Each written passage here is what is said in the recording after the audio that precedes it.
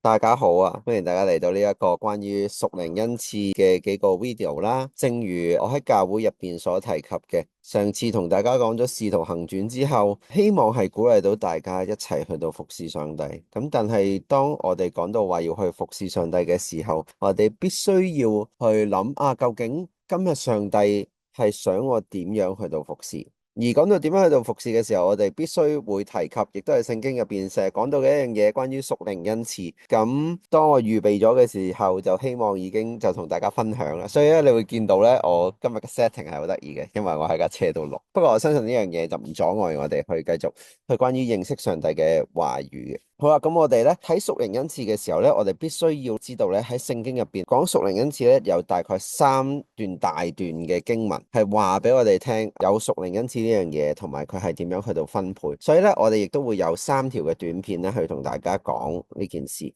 其實對於我哋每一個人嚟講咧，係都會有屬靈恩賜呢一樣嘢，因為咧呢個係上帝呼召我哋每一個人去跟隨佢嘅時候，佢就會俾到我哋能力去做佢嘅見證。大家記得嘛？喺《使徒行傳》入邊已經有講過啦。咁呢度喺羅馬書亦都講得好清楚，就係我哋係要將身體獻上當作活祭，呢個係上帝好開心、覺得好開心嘅事情，亦都好想我哋去做嘅事情。咁既然係咁呢，通常咧呢兩節經文我哋唔陌生嘅，但係一講到乜嘢係美好啊、蒙佢悅納啊，同埋完全嘅事嘅時候呢，我哋永遠喺講台上面咧都會有好多唔同嘅分享啊，關於乜嘢係做上帝喜悅嘅事情。咁咧，但係如果我哋睇翻羅馬書嘅經文咧，其實咧佢係講得好清楚乜嘢係上帝喜悅嘅嘢嘅。所以今日咧，我哋第一個 video 就係講關於屬靈恩賜，關於羅馬書12章3至8節所講嘅內容。但係咧，我哋往往咧對於屬靈恩賜咧有一啲誤解咧，我喺呢度咧想同大家去分享一下先。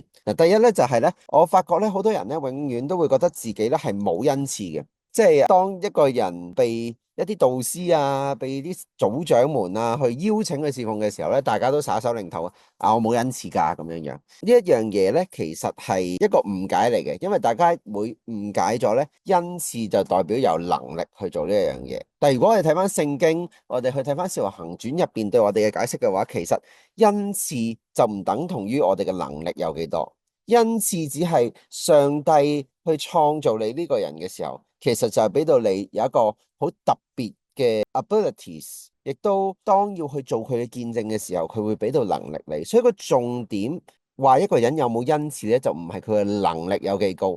而係我哋喺佢嘅身上睇到上帝嘅恩典有幾多。咁呢個係第一個啦。第二樣嘢我發覺咧，好容易我哋會見到咧，就係我淨係得某啲嘅恩賜嘅啫。譬如有啲弟兄姊妹佢哋係對於查經好有熱誠嘅，咁所以咧你會見到佢一直以嚟咧都係喺查經入邊去服侍。但係當你去邀請佢可能去做其他嘅服侍嘅崗位嘅時候咧，佢可能就會話：哦，我淨係得教導嘅恩賜嘅啫，我就唔係好識同人傾偈啊，冇嗰類型嘅恩賜嘅。嗱，我呢度唔係要去批評話啲弟兄姊妹一路去做同一個 role 係錯，其實呢一件係好好嘅事情嚟嘅，但係。上帝今日俾到我哋屬靈恩賜咧，就唔係要我哋淨係做某啲嘅嘢。當然，我哋會喺個過程入邊會發現我哋某一啲嘅恩賜或者某一啲嘅工作，我哋做起上嚟咧係特別 enjoy、別中意嘅。咁呢個其實係冇問題。但係咧，我哋必須要排除一個誤解，就係我淨係可以做到呢啲嘢。因為咧，當上帝要去使用一個人嘅時候咧，其實好多嘢佢都可以做，而個重點唔係我哋做得好定唔好，而係我哋願唔願意去做呢一樣嘢。第三就係咧，關於恩賜只係用喺教會裏頭，喺教會我哋就會講恩賜啦，喺教會外咧我哋就好少講恩賜呢一樣嘢。但係咧，我希望亦都打破大家嗰個諗法，就係其實恩賜呢一樣嘢咧，因為佢唔係講緊 talent，唔係講緊能力，所以好多時候我哋會誤以為淨係做上帝嘅見證，特別係講傳福音先會有恩賜。但係今日上帝要我哋去做見證嘅時候，係做一個全人嘅見證嘛，即係話我哋24/7都喺度敬拜服侍佢嘅時候，我哋需要去放低呢一個恩賜，淨係停留喺教會嘅呢件事。同埋最尾啦，就係同第二個點有少少似嘅，不過我覺得唔同嘅位就係我哋以為咧，我哋永遠都會擁有某一啲嘅恩賜，但係咧，各位弟兄姊妹，恩賜你唔用嘅話咧，佢咧其實咧就係好似你去申請一啲 study permit 同埋 work permit 咁樣嘅，佢係會 expire 嘅，即係你唔去 exercise 佢咧，其實佢係會流失嘅。咁你話流失係好定係唔好事啊？咁樣樣，我成日會覺得就係，如果上帝去俾到你一啲禮物，你唔去用，而佢去收翻嘅時候，你冇理由去怪神嘅，因為你都唔用，對你嚟講其實都冇用處。所以我哋好多時候點解會鼓勵弟兄姊妹去用上帝俾你嘅恩賜，去探索多啲，就係因為其實今日上帝俾到我哋嘅好多時候唔係按我哋嘅 limitation，係我哋頭腦入邊就能夠認識得到，而係當我哋一路服侍一路嘗試唔同崗位嘅時候，你會喺唔同嘅嘢入邊去經歷到上帝俾我哋嘅恩典，原來係闊過我哋想象嘅多好多。有咁樣嘅開始嘅時候，成個 series 我哋就其實就會講呢三段嘅經文。亦都有三個唔同嘅導向，係想大家去諗。而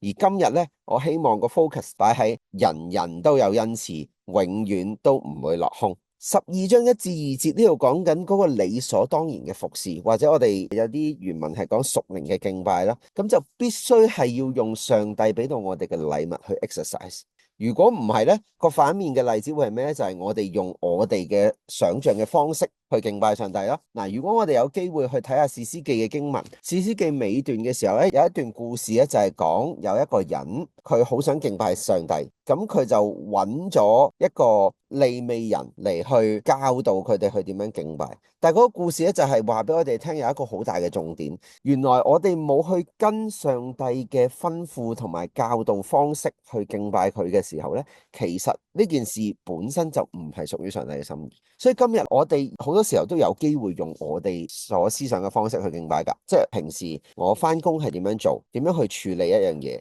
咁我咪將呢種方式帶翻去教會入邊咯。你話係有錯咩？又唔完全係錯，因為呢個係我哋想將我哋最好嘅嘢去奉獻俾神。但係聖經入邊教導緊我哋，除咗上帝俾到我哋有一啲 skills 之外，其實呢 skills 都係 from 上帝嘅話，上帝其實係有一個準則教緊我哋點樣去做嘢。所以呢度恩賜都係講緊呢樣嘢，即係當我哋將恩賜嘅 concept 擺翻喺我哋嘅服侍入邊嘅時候，你就會發覺有啲嘢用人嘅方式處理可以好簡單。點解有陣時候喺教會做事嘅方式會有唔同或者複雜咗？係因為我哋唔係淨係想做到嗰一件事，而係我哋喺個過程入邊點樣去見證住神透過可能唔同人啦、唔同事去帶領我哋去睇佢要我哋睇到嘅圖畫。咁既然係咁嘅時候，我哋要解下恩賜呢個字啦。雖然我講咗好大段，好似同恩賜冇直接嘅關係。嗱，呢度講啦，恩賜咧呢個原文咧其實就係 charisma。charisma 咧其實嘅意思就係講緊恩典。所以咧你會見到12章羅馬書去到第3節嘅時候，佢講咗我哋要將身體獻上當作活祭，之後就話我憑住所賜給我嘅恩典，對你哋各人講，唔可以自視過高，高於所當看嘅，反而應該照住神分給各人信心嘅大小看得適中。呢度其實就係講緊恩賜個重點，唔係我哋得到咗啲乜嘢，而係講緊恩賜呢樣嘢本身就係上帝嘅恩典。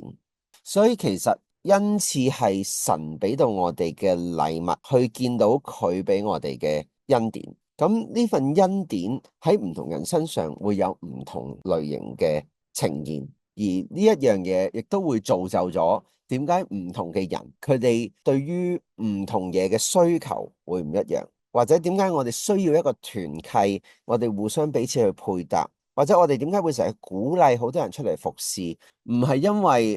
即係當然啦，好多時候教會就唔夠人啦，OK？但係呢個從來都唔係一個重點。個重點其實係放喺我哋需要唔同嘅人將上帝喺佢哋身上嘅恩典呈現出嚟，以至於我哋嘅眼界可以擴闊一啲。即係你想象一下，如果永遠都係得一堆 core 去做事情，或者得導師，或者淨係得我去講嘅時候，即係我記得之前咧有人去評論我講道嘅時候，佢就話咧，誒講嚟講去咧，你咧講係一班人點樣一齊去做嘢嘅咁樣。係啊，即係可能我嘅 focus，我喺神入邊嘅領受就係講呢一樣嘢，講個群體點樣一齊去互相合作，去實踐上帝嘅使命。可能呢個就係我終生可能我都淨係講呢個 message。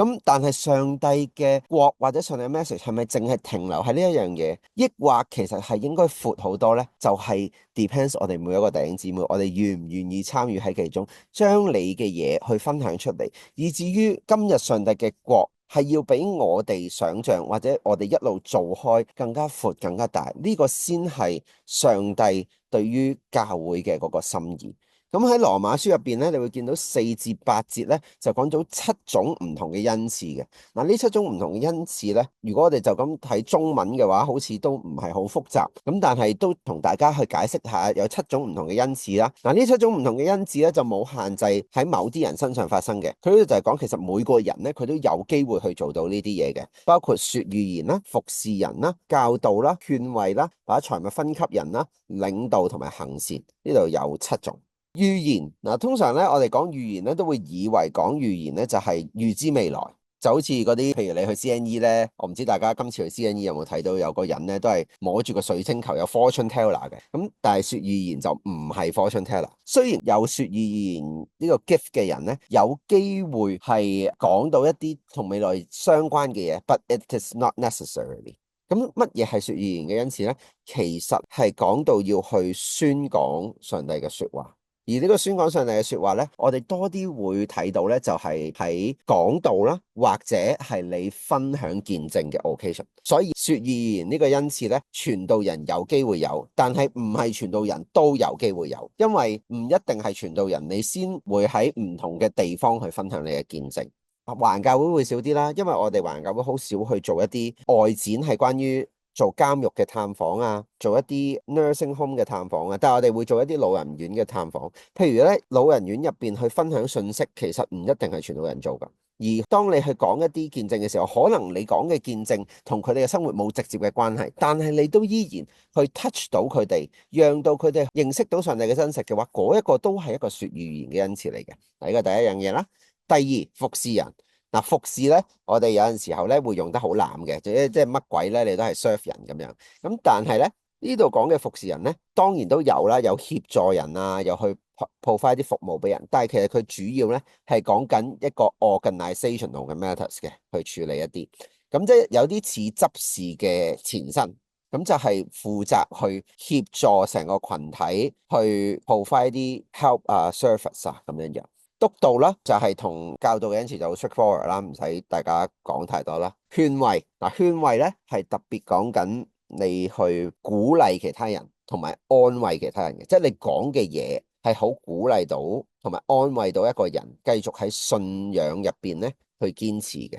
嗱，我哋大家都知啦，喺信仰入邊去實踐，永遠都唔係一件容易嘅事情嚟嘅。咁當然即係唔同人有唔同講嘢嘅 style 啦。我自問咧，就係一個特別而家去有呢個 pastoral 嘅 role 嘅時候，就好容易就係講聖經應該點樣做啊，你應該點樣處理啊嗰一樣嘢。不過咧，有一啲人咧，其實係有勸勉嘅恩賜嘅。喺聖經入邊咧，如果你睇巴拿巴咧，佢就係勸勉嘅恩賜啊，佢個名直頭叫勸慰子添。咁咧，佢係可以鼓勵到同埋安慰到弟兄姊妹嘅佢講嘅嘢。咁呢個係一個其實都好重要嘅喎，喺我哋嘅信仰入邊，因為成日都聽到，傳道人啊教好多嘢啦，導師又教好多嘢啦，組長教好多嘢啦，但係我都唔一定做到噶嘛，做唔到就灰噶啦咁樣。所以有啲人咧係特別好叻去鼓勵同埋安慰人嘅，咁呢個恩賜都好重要。嗱，把財物分給人，我就好想遇到呢啲人咁樣樣。咁咧，但我都相信咧，其實我哋有部分弟兄姊妹咧係有呢一個恩賜嘅，就係唔係講緊佢好有錢，而係佢好願意將佢 physically 擁有嘅嘢同人去分享。咁係代表咧佢個心咧係好一心一意咧，將佢擁有嘅嘢分享俾人。Share with generosity 呢個就係嗰個把財物分給人恩賜嘅意思。領導好簡單啦，好 straightforward 啦。OK，唔講啦。行善。行善係特別，你真係去投入喺一啲 volunteer 嘅 work 入邊啊，去真係探訪一啲特別有需要嘅人。正如聖經入邊有講啦，即係敬虔咧係嚟自於我哋真係 take care the needy 同埋 take care the poor。OK，所以行善呢一樣嘢咧，我覺得都係我哋團契，我哋需要互相鼓勵，更加去做呢一樣嘢。因為當我哋願意學像主耶穌基督一樣去服侍有需要嘅人嘅時候，我哋嘅眼界亦都會被擴闊。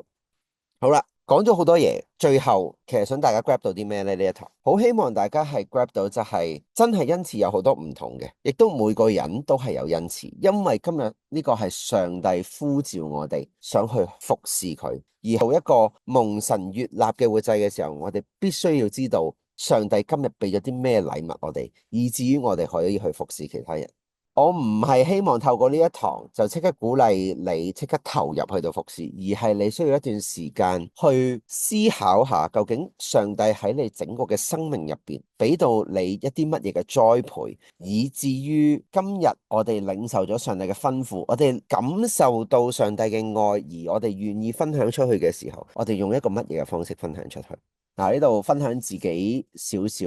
嘅 sharing 啦，我發覺。做咗傳道人幾年之後呢，我先慢慢發覺呢，其實上帝預備我呢個人呢，唔係呢幾年先去預備我做一個傳道人嘅。我發覺喺我好細嘅時候呢，上帝就已經預備我係好中意睇好多唔同嘅書嘅。應該咁講啦，唔係好多唔同嘅書，而係主要係睇歷史書。從歷史書入邊，我好睇到上帝讓我學習嘅方式，就係喺唔同人嘅故事身上睇到正面嘅，亦都睇到反面嘅，亦都睇清楚一個事實，就係好多時候人係靠唔住。而當我由香港移民到嚟加拿大嘅時候，咁都係自己個人上面需要好多適應嘅時間啦。而喺嗰段時間，我就開始認真去對待呢個信仰。呢個信仰唔單止係我屋企人俾到我嘅一個傳統，而係我自己點樣同上帝去建立一個關係。所以咧，我記得我喺中學嘅時候就會成日去諗一啲問題，就係點解我哋真係好需要呢個信仰？點解冇呢一個信仰唔得？同埋呢個信仰究竟喺唔同人身上係會有一個乜嘢嘅改變呢？咁當我呢幾年再去真係牧會嘅時候，我先繼續去發現，原來上帝俾我呢兩個片段就已經可能係建立咗我喺教導方面，因為我細個嘅時候睇好多書，就已經有一個 training，並且係用一個好人性嘅角度去切入，究竟個需要點樣係被上帝嘅真理去到扭轉。並且喺我中學嘅時候已經有一個心係要去諗深一層嘅時候，亦都某程度上係塑造緊今日。譬如可能我去帶領一啲 workshop 啊，或者係同人去傾偈嘅時候呢，我發覺咧都有一個 common 嘅 trait 咧，就係咧啲人好中意話咧我問啲問題好深。咁我先發覺咧，其實呢啲問題並唔係我可能讀神學嘅 training 翻嚟，唔係我呢幾年見得多人嘅時候先識問呢啲問題，而係上帝喺我嘅生命入邊已經一步一步去教緊我點樣擁有呢啲嘅 skills in order 去當今日我已經能夠清楚我同上帝有一個個人關係，我嘅生命係要嚟服侍佢嘅時候，我就可以憑住咁多年嚟所累積到嘅嘢去服侍翻上帝。嗱，我講呢個 story 未必每一個人都一樣嘅，係咪先？即係你哋經歷嘅嘢可能好唔同，唔會有我嘅經歷。But it doesn't mean that 上帝今日冇俾到恩典俾你。就算你過往唔係一個信徒都好，上帝都喺你嘅生活入邊塑造緊你有唔同嘅性格啦，有唔同嘅能力。而呢啲性格同能力其實都可以，當我哋更加認識嗰個恩賜係啲咩嘅時候，我哋更能夠融合埋一齊，而去服侍上帝同埋上帝嘅群體。所以我鼓勵大家，即係恩賜嘅認識只係一個清晰啲嘅藍圖，俾大家睇到原來我已經喺某一種恩賜入邊，或者某幾種嘅恩賜入邊，so that 我哋可以有更清晰或者更進一步嘅計劃去點樣鍛煉我哋呢啲嘅恩賜。我相信呢一樣嘢就係上帝俾到群體存在嘅原因，所以最尾讀翻呢一次嘅經文，盼望大家能夠一同互相嘅係去印證同埋彼此去討論，去得出到一啲結論，就係上帝今日俾到你有啲咩嘅恩典。所以弟兄們，我憑住神嘅仁慈勸你們，要把身體獻上作聖潔而蒙神悅納嘅活祭，這是你哋理所當然嘅侍奉。不要模仿呢個世代，倒要藉住心意嘅更新而改變過嚟，使你哋可以察驗出什麼是神嘅旨意，就是察驗出什麼是美好嘅、蒙佢悅納同埋完全嘅事。今日咧呢一堂嘅內容就去到呢度啦，有兩條問題啦，都係鼓勵大家 YouTube 可以 comment 嘅就 comment，唔 comment 唔緊要，分享俾你嘅朋友，特別作信徒嘅朋友，咪問下佢哋你又有啲咩恩賜咯？有時我哋自己唔知，但係人哋會話到俾我哋聽。好，大家繼續加油。